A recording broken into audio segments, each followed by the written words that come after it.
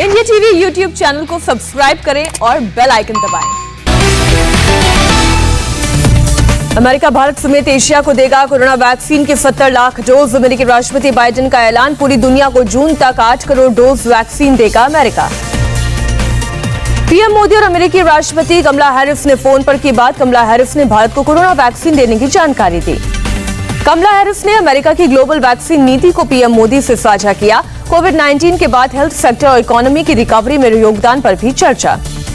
PM Modi ने America से मिले सहयोग के लिए शुक्रिया अदा किया। ट्वीट कर कहा, अमेरिका की ग्लोबल वैक्सीन शेयरिंग नीति सराहनीय। पीएम मोदी और कमला हैरिस ने भारत अमेरिका के बीच वैक्सीन सहयोग को और मजबूत करने पर बात की। पीएम ने ट्वीट कर दी जानकारी। भारत में अमेरिकी राजदूत टी.एच. संधू ने कहा, भारत को कोवैक्स नीति के अलावा सीधा वैक्सीन भी देगा अमेरिका। अमेरिका पहली खेप में पूरी दुनिया को देगा 2.5 करोड़ वैक्सीन। इसमें कोवैक्स के तहत दिए जाएंगे 1 करोड़ 90 लाख वैक्सीन की डोज। आज सुबह 11 बजे कांग्रेस के पैनल के सामने पेश होंगे पंजाब के सीएम अमरिंदर सिंह। पंजाब कांग्रेस में अंदरूनी कलह पर रखेंगे अपना पक्ष। आज CSIR सोसाइटी की बैठक की अध्यक्षता करेंगे पीएम मोदी। वीडियो कॉन्फ्रेंसिंग के जरिए कार्यक्रम में करेंगे शिरकत। पश्चिम बंगाल के पूर्व मुख्य सचिव अलापन बंदोपाध्याय ने केंद्र के नोटिस का दिया जवाब। कहा, सीएम ममता के आदेश के कारण पीएम की बैठक छोड़ तूफान प्रभावित इलाकों के दौरे पर निकले। केंद्र सरकार ने महामारी एक्ट के तहत अलापन बंदोपाध्याय को भेजा था नोटिस। पीएम मोदी की बैठक में मौजूद नहीं रहने पर 3 दिन में जवाब देने को कहा था। देश में एक दिन में 1,32,000 लोग पाए गए कोरोना पॉजिटिव। 2,713 लोगों की मौत। एक दिन में देश में 28,75,000 लोगों को लगी वैक्सीन। देश में वैक्सीनेशन का आंकड़ा 22 करोड़ 41 लाख के पार पहुंचा। महाराष्ट्र में कोरोना के 15,229 नए केस। 24 घंटे में 307 लोगों की जान गई। महाराष्ट्र में 5 चरणों में होगा अनलॉक कम। पॉजिटिविटी रेट वाले जिलों में मिलेगी छूट। फिलहाल मुंबई में नहीं चलेगी लोकल ट्रेन। दिल्ली में पिछले 80 दिन का सबसे कम कोरोना का केस। एक दिन में 487 लोग संक्रमित। 45 मरीजों की गई जान। यूपी में कोरोना के 1,267 नए केस आए सामने। 108 लोगों की हुई मौत। कर्नाटक में एक हफ्ते और बढ़ा लॉकडाउन। 14 जून तक राज्य में रहेगा लॉकडाउन। 7 क्रायोजेनिक ऑक्सीजन टैंकों में 158 मीट्रिक टन लिक्विड ऑक्सीजन लेकर विशाखापट्टनम पहुंचा INS एरावत। सिंगापुर और वियतनाम से लाया कोविड राहत सामग्री। फ्लाइंग सिख मिल्खा सिंह आईसीयू में भर्ती। डॉक्टर्स के मुताबिक उनका ऑक्सीजन लेवल काफी गिरा।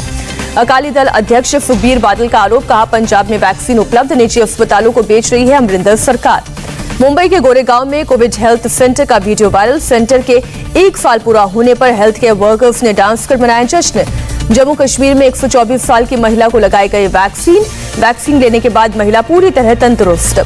यूपी के उन्नाव में डांस पार्टी में कोरोना नियमों की उड़ाई गई धज्जियां। 6 लोग गिरफ्तार। 2 डीजे मशीन जब्त की गई। गुजरात के वडोदरा में जन्मदिन मनाने के लिए सड़कों पर उतरे लोग। कोरोना नियम तोड़ने के आरोप में 6 लोग गिरफ्तार।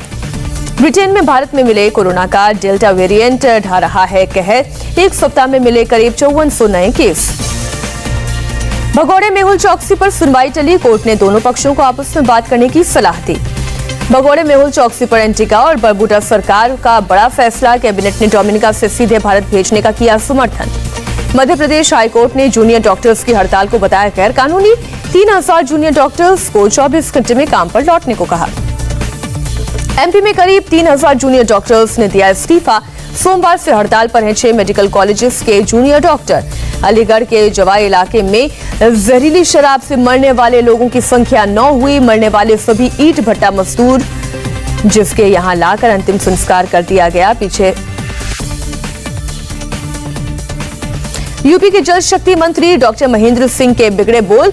गुस्साए मंत्री जी अफसरों से बोले, जनता को कोई दिक्कत हुई तो सब मरेंगे। मुंबई के ओशिवारा इलाके में 6 मंजिला इमारत के दूसरे फ्लोर पर लगी आग। बिल्डिंग को खाली कराया गया। 8 दमकल की गाड़ियां मौके पर पहुंची। कानपुर की प्लास्टिक फैक्ट्री में लगी आग। मौके पर पहुंची दमकल की गाड़ियों ने पाया आग पर काबू। मुंबई से सटे थाने में गैस लीक के बाद मची अफरा तफरी। लोगों को सांस लेने में हो रही है परेशानी। फायर ब्रिगेड की टीम ने मौके पर पहुंचकर गैस लीकेज को रोका। किसी के बीमार होने की खबर नहीं। ग्रेटर नोएडा में पुलिस और बदमाशों के बीच मुठभेड़। एक बदमाश को लगी गोली। 3 भागने में कामयाब। लखनऊ के कलाकांकर कॉलोनी में निवासियों ने अपने घरों पर लगाए बिकाऊ हैं के पोस्टर। पास की अवैध बस्ती में रहने वालों पर लगाए छेड़खानी और धमकाने का आरोप। दिल्ली में अनलॉक की प्रक्रिया शुरू होने के बाद प्रवासी मजदूर के वापस लौटने का सिलसिला जारी। मजदूर बोले कंपनी शुरू हो रही है तो अब काम भी मिलेगा। बोकारो पुलिस ने 7 लोगों को गिरफ्तार किया। 6 किलोग्राम यूरेनियम जैसे पदार्थ होने का दावा किया। श्रीनगर में सीआरपीएफ की गाड़ियों पर कुछ लोगों ने किया पथराव। जवानों ने हवा में गोलियां चलाकर लोगों को भगाया। अमेरिकी राष्ट्रपति जो बाइडेन ने अपनी पत्नी के साथ साइकिल चलाकर मनाया 70वां बर्थडे। बाइडेन समर्थकों ने गाना गाकर शुभकामनाएं दी।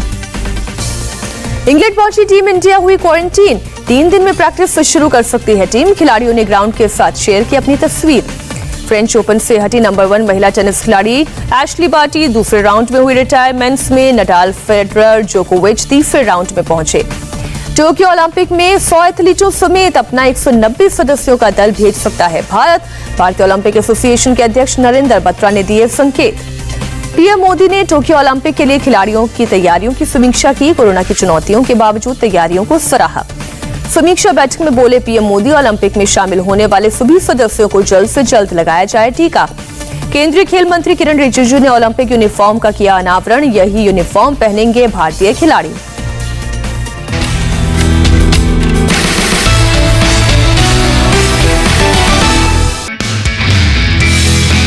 नमस्ते, मैं हूं मीनाक्षी जोशी। वीडियो और खबरों से अपडेट रहने के लिए India TV YouTube channel subscribe करें। बेल आइकन दबाना ना भूलें। जुड़े रहें इंडिया टीवी के साथ।